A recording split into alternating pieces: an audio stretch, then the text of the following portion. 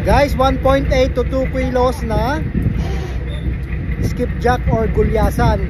Sa ibang probinsya guys, ang tawag nila dito tulingan. Pero sa ano po namin, tawag dito ay gulyasan guys. Gulyasan or skipjack sa English. Ayan, nakarya kami ngayon. At kumuha ko ng sample dito. Mabigat din eh. Mabigat din guys. Nangangawit ng kamay ko. Ayan. Patuloy sila sa kalaskas ngayon. Nasa Pacific Ocean pa rin kami.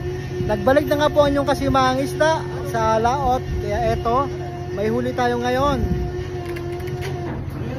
Halo ng skipjack tsaka yellowfin.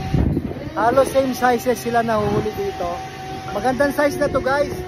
1.8 to 2 kilos na. So ayan mga kasimahang isda.